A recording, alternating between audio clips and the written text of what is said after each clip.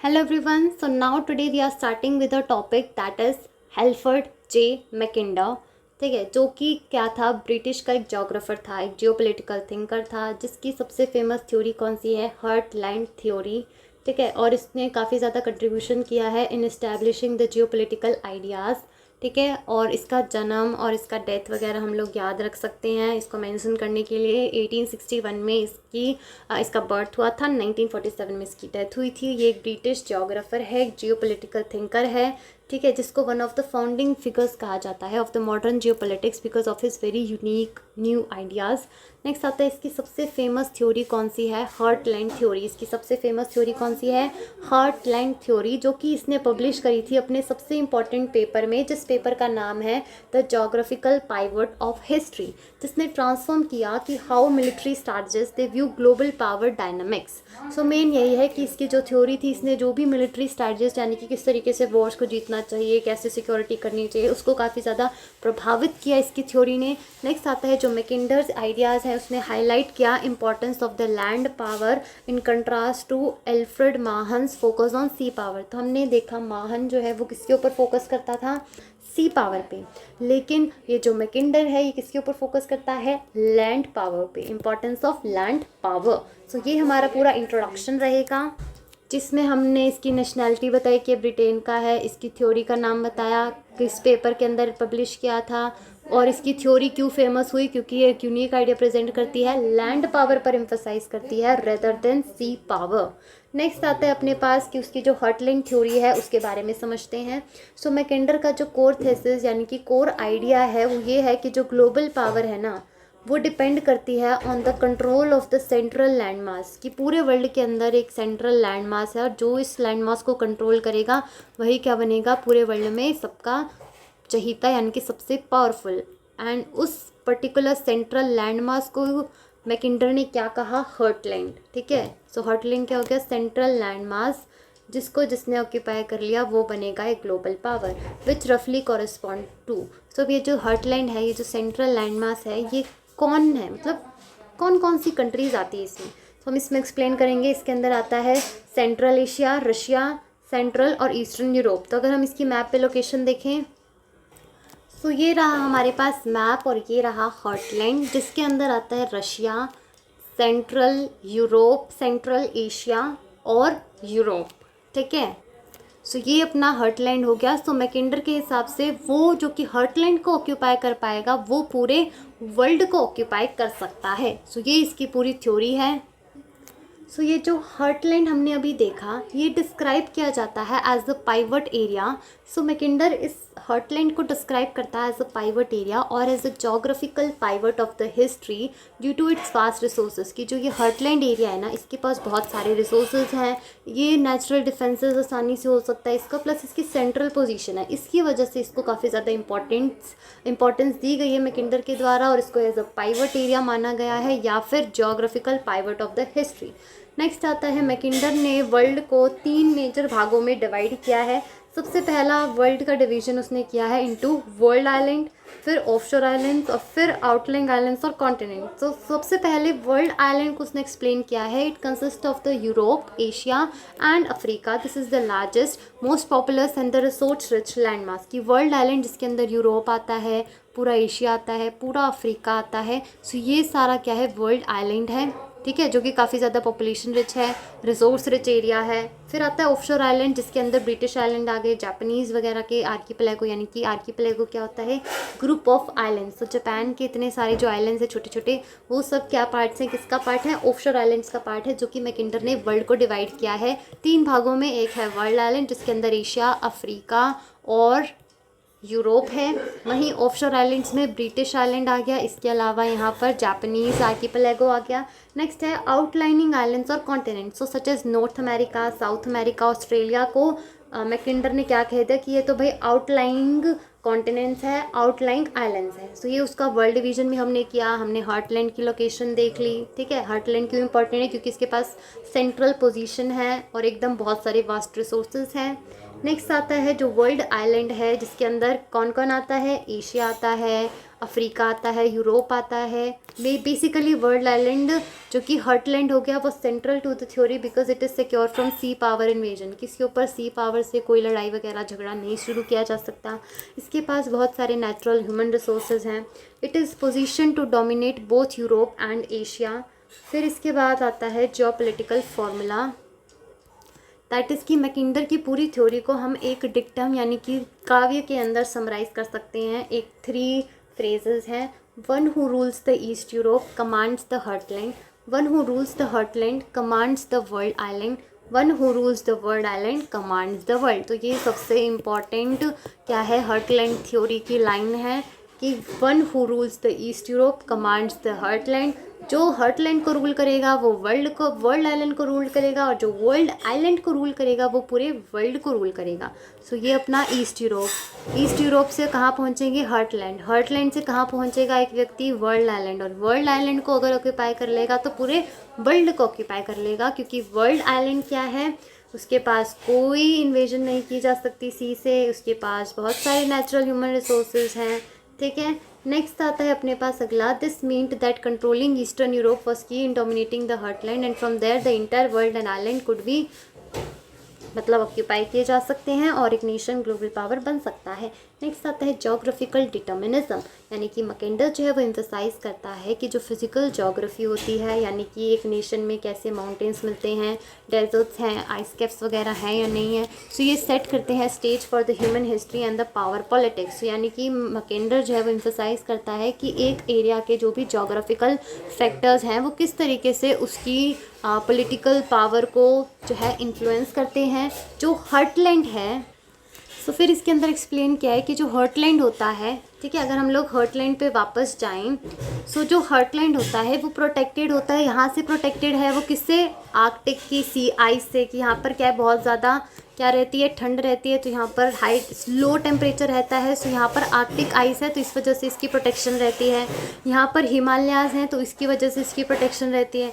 यहाँ पर डेजर्ट्स वगैरह हैं, तो इस वजह से हर्टलैंड जो है एकदम आइसोलेटेड सेंट्रल पोजीशन जगह पे, जहाँ पे इन्वेजन करना बहुत मुश्किल है। तो यहाँ पर यही एक्सप्लेन किया गया है कि जो हर्टलैंड होता है it is protected by various barriers like Arctic ice हो गए, हिमालयाज हो गए, डेजर्ट्स हो गए, that was traditionally इनएसेसिबल but was becoming more vulnerable with advancement in railways infrastructure thus making land power even more significant. कि पहले के ज़माने में क्या था, हर्टलैंड बहुत ही क्या है इंपॉर्टेंट प्लेस करता था, क्योंकि उस टाइम पे इतनी कोई टेक्नोलॉजी थी नहीं, तो ये सारे एरियाज एक्सेस करना बहुत एकदम मुश्किल थे। लेकिन आज इतनी ज़्यादा टेक्नोलॉजी एडवांसमेंट वगैरह है, ठीक है, तो थोड़ा बहुत जो है इसका इन्फ्लुएंस कम हुआ है। इसलिए नीड है, इंपॉर्टेंस है कि हम अपना रेलवेज इंफ्रास्ट्रक्चर इतना मजबूत बनाएं कि कोई भी हर्टलैंड को अटैक ना कर पाए। सो ये मैकिंडर की सोच थी थोड़ी बहुत कि हर्टलैंड पे जो महान बनेगा वही पूरे वर्ल्ड में पावरफुल होगा। नेक्स्ट आता है shift from sea power to land power, यानी कि जो मैकिंडर है उसने चैलेंज किया महान की सी पावर डोमिनेंस को बाय आर्गुइंग दैट कि while maritime empires had ruled for centuries the rise of railways and inland transportation meant that a powerful land based empire could emerge from the heartland. तो उसने कहा कि चलो मान गए कि वो पिछले जो एम्पायर्स थे वो एम्पायर्स थे जिसने कि सी पे बहुत अच्छा प्रदर्शन किया है, लेकिन आज रेलवेज की डेवलपमेंट, इंफ्रास्ट्रक्चर, रोड्स वगैरह इतने बड़े डेवलप हो गए हैं, सो वही सर्वाइव कर पाएगा जो लैंड पर भी पावरफुल होगा। ठीक है, सो जो टेक्नोलॉजिकल रेवोल्यूशन है in the land transport reduce the historical advantages of the sea power. इसके अलावा नेक्स्ट आता है Mackinder cited historical instances to support his theory the Mongol empires expansion across Eurasia. तो उसने कहा कि पिछले हिस्ट्री के अंदर हम लोग खोल के देखें किताबें तो हमें इतने एम्पायर्स मिलेंगे जिन्होंने बिना सी पावर के रूल किया है, जैसे कि मंगोल एम्पायर है, उसने कैसे एक्सपेंशन किया है अपना यूरेशिया के अंदर, कैसे एक्सपेंशन किया अपनी लैंड पावर की वजह से। रशियन एम्पायर ने कैसे अपने आप को मजबूत किया, लैंड पावर से। ठीक है, so the strategic ambition of the German and the Austro Hungarian empire towards the east. ये कुछ एग्जांपल्स दे रखे हैं कि किस तरीके से बिना सी पावर का यूज़ करके एक एम्पायर ने अपने आसपास की अनेक्सेशन करी है। नेक्स्ट आता है रोल ऑफ ईस्टर्न यूरोप, कि Mackinder consider eastern Europe as the gateway to the heartland. Its occupation by any power would be the first step towards controlling the heartland and by extension global domination। कि उसने पूरा process explain किया कि अगर एक country को अपना global dominance करना है तो सबसे पहले उसको क्या करना पड़ेगा, ईस्टर्न यूरोप पे कब्जा करना पड़ेगा। ठीक है, जो कि क्या है, उसने कहा कि वो क्या है, गेटवे है टू द हर्टलैंड। फिर उसने एक्सप्लेन किया कि जैसे ही ईस्टर्न यूरोप को कोई नेशन अटैक कर लेगा या अपना बना लेगा। सो वैसे ही क्या होगा, वो उसका पहला स्टेप होगा टूवर्ड्स कंट्रोलिंग हार्टलैंड। और जैसे ही हार्टलैंड को कंट्रोल कर लिया, वैसे ही समझो पूरे वर्ल्ड पर उसका डोमिनेंस हो गया। सो ये was particularly concern about Germany और रशिया। सो यहाँ पर कब से हम ईस्टर्न यूरोप कर रहे हैं। सो ईस्टर्न यूरोप में मेन कौन सी कंट्रीज़ की बात कर रहा है मैकिंडर। सो वो है जर्मनी और रशिया। जर्मनी के पास बहुत ज़्यादा बड़ी इंडस्ट्रियल स्ट्रेंथ थी, ठीक है, जिसकी वजह से इसकी इंडस्ट्रियल स्ट्रेंथ का यूज़ करके नेशंस में बहुत बढ़िया तरक्की की जा सकती थी। इसके अलावा Russia already occupied much of the heartland and could become unstoppable if it is modernised. So इसमें बेसिकली जर्मनी और रशिया की इंपॉर्टेंस बताई गई है ईस्टर्न यूरोप के अंदर। नेक्स्ट आता है स्ट्रेटेजिक इम्प्लीकेशन कि Mackinder's ideas influence geopolitical thinking in the 20th century, especially British and Western policies. So Mackinder कहाँ का था, ब्रिटेन का था, तो ऑफ कोर्स ब्रिटिशर्स वगैरह जो है वो उसकी पॉलिसी से ज़्यादा रिलेट कर पाएंगे और इन्फ्लुएंस हो पाएंगे। सो ब्रिटिश और western policies aimed at containing Soviet heartland influence during the cold war. The notion that a balance of power in the Europe was critical to prevent any single power from dominating Eurasia। कि उस time पे क्या था, balance of power था, balance of power पर emphasise किया गया in preventing any single power from dominating Eurasia. जिसमें बेसिकली यह एक्सप्लेन किया गया है इस पूरे पैराग्राफ के अंदर कि मैकिंडर्स के जो आइडियाज़ थे उसने इन्फ्लुएंस किया है जियोपॉलिटिकल थिंकिंग को in the 20th centuries by influencing the Britishers policy, ठीक है, वेस्टर्न पॉलिसीज़ को इन्फ्लुएंस करके। नेक्स्ट आता है अगले लेटर रिफाइनमेंट्स की। जो मैकिंडर था इसने अपनी थ्योरी में थोड़ा बहुत रिफाइनमेंट्स मतलब इम्प्रूवमेंट्स वगैरह की। जैसे 1919 में उसने अपनी एक बुक इंट्रोड्यूस करी democratic idols and the reality नाम से, जिसमें मैकिंडर ने अपनी थ्योरी को थोड़ा सा रिफाइन किया बाय इंट्रोड्यूसिंग इनर क्रीसेंट, ठीक है, जिसको उसने कहा rimland. So coastal areas of Eurasia यानी कि Western Europe, Middle East, South Asia और East Asia. So inner crescent में उसने इंट्रोड्यूस करी एक टर्म रिमलैंड, जो कि है इनर क्रीसेंट, जिसके अंदर ये सारी कंट्रीज़ आती हैं। उसने स्ट्रेस किया कि रिमलैंड का control could be a counter balance to heartland power. कि मान लो किसी नेशन ने कंट्रोल कर लिया है हार्टलैंड को, बहुत ज़्यादा उसका इन्फ्लुएंस है हार्टलैंड पे, तो उसको कंटर मेजर करने के लिए कोई दूसरा नेशन है उसने रिमलैंड पर कंट्रोल कर लिया है। तो रिमलैंड पर कंट्रोल कर लिया तो ये दोनों क्या होते हैं, फिटूस हो जाते हैं, और इस तरीके से जो है बैलेंस ऑफ पावर जो है वो क्रिएट हो सकता है, और दूसरा नेशन भी बिना हार्टलैंड ऑक्यूपाई किए रिमलैंड को ऑक्यूपाई करके और पावरफुल हो सकता है। So this idea it was later expanded by Spykman. So जो रिमलैंड का कंसेप्ट है वो और डिटेल में हम लोग स्पाइकमैन की थ्योरी में समझेंगे। सो अभी के लिए ये था मैकिंडर की थ्योरी, जिसमें हमने स्टडी किया इसके heartland concept, world island concept, इसकी किताब, ठीक है। नेक्स्ट आता है क्रिटिसिज्म। क्रिटिसिज्म क्या है कि इसने लैंड पावर पर काफ़ी ज़्यादा इंफोसिस किया। क्रिटिक्स आर्ग्यू करते हैं कि मैकिंडर ने अंडर एस्टिमेट किया power of the maritime Nations like USA, Britain, rise of their power, missile technology which made geographical barriers less decisive. Next आता है टेक्नोलॉजिकल चेंजेस, कि उसने टेक्नोलॉजी चेंजेस पे बिल्कुल ध्यान नहीं दिए। जो न्यूक्लियर वेपन्स हैं, स्पेस पावर है, एयर ट्रांसपोर्ट है, ठीक है, ये भी अल्टर कर सकते हैं लैंडस्केप को in many ways which Mackinder could not see.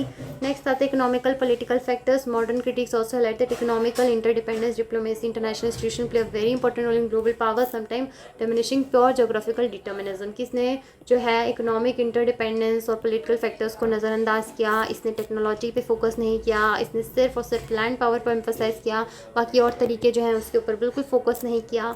Next आता है मैकिंडर की लीगेसी, कि डिस्पाइट क्रिटिसिज्म मैकिंडर की जो थ्योरी है वो एक इंपॉर्टेंट फाउंडेशनल रोल प्ले करती है जियोपॉलिटिक्स में। इसके जो इंसाइट्स हैं they are used to understand great.